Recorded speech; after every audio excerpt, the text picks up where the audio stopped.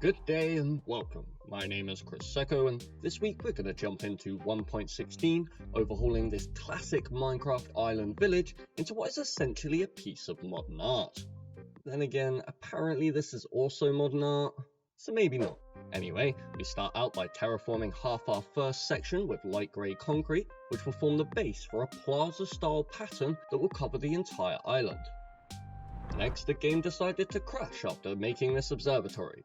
So, not to be dismayed, we quickly move on to our first building, where we combine the tool, weapon and armor smith into a blacksmith, trying to incorporate a proper chimney and forge setup while keeping to that modern theme. We also make most of the roof out of water, giving this really cool effect in what would otherwise be a blank space. Next, laying down the beginnings of our roadway so we can connect everything up, and then finishing it off with some custom designed lampposts before moving on to the next build. Now, I don't know if you could tell, but I actually took a huge amount of inspiration from Corrales' bookshop on the Hermitcraft Season 7 server for this build. One of the first shops built in the commercial district, it still, to this day, stands out as one of the best. And using a concept like this to decorate the outside of a building is a great way of letting other people know exactly what the building is for. Then on the opposite side we have about the same amount of space, so I custom designed a pretty simple but nice looking office block of a similar height to fit right in. I absolutely love it when islands have their own unique features. Unfortunately for us, this one actually has its own shipwreck.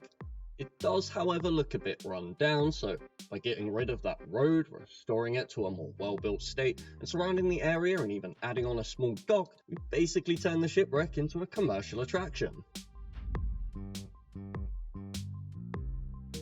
Moving on to the next part of our island, we spread our concrete plaza pattern. Then, picking a nice central point, I start building up the vertical farming system, which will not only feed this entire village, but also save a ton of space. And I mean, considering how much of that we have, it's probably a good innovation to get behind. Anyway, back to Minecraft, you can see me here filling out the topmost here, separating the level out cleanly, and then coming around to do the same with the bottom tier.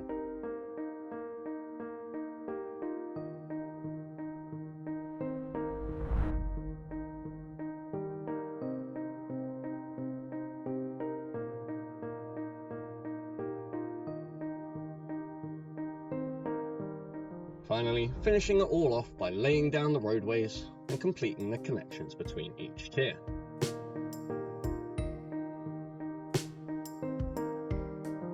Almost. Anyway, see, I noticed one of these beaches actually belongs to a turtle. So, one thing I had to do before finalising the groundwork was make sure I included this little sanctuary just to guarantee that the turtle isn't harmed by all of the work that we're doing here. So, now we have a bunch more space planned out, we can start working on some more buildings. Using smooth quartz slabs and stairs to create a nice pattern that slopes inwards as you go up, I built this almost castle-esque modern structure, really just to help fill out the skyline, but it also matches the design of the vertical farm. This is just to ingrain some consistency across the whole build. Next up, we plop down a few coastal apartment buildings, changing up styles and really just experimenting with a bunch of different shapes to see what we like. It's just one of the things I love about a modern style builds is it's very blocky by nature anyway. Obviously suits Minecraft, but this really helps when you're not necessarily sure on how to start designing something. You literally just build a rectangle, turn another rectangle sideways and build it next to that rectangle. Hell, put another rectangle on top.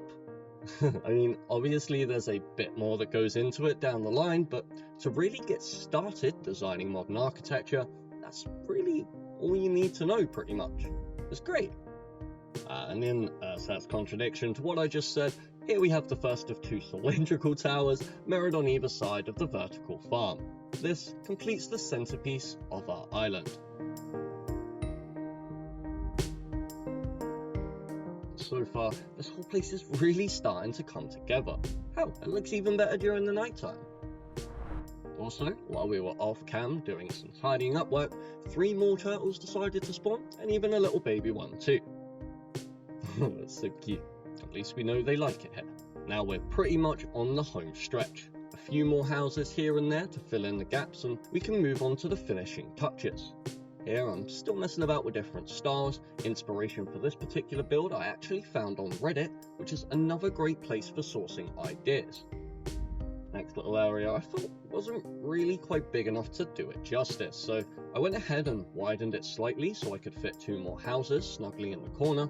And I gotta say, it's far easier to design larger buildings in this style than it is to design like small tiny ones, especially when we still don't have stairs and slabs for the concrete blocks yet. They usually help so much at smaller scales. Anyway, finally finishing up all the buildings, we move on to the decoration stage.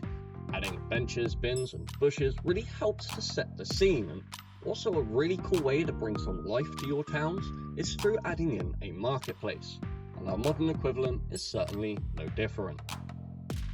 So if you enjoyed watching, don't forget to show your support down below. The world will be available to download as soon as it hits the target of 30 likes, so don't forget to smash that button if you want to take a proper look around this transformed island. This is a vanilla build in 1.16.1, so no mods to worry about, and should of course still work in the latest Java version of Minecraft. With all that said, thanks a bunch for watching, and I shall catch you all in the next one.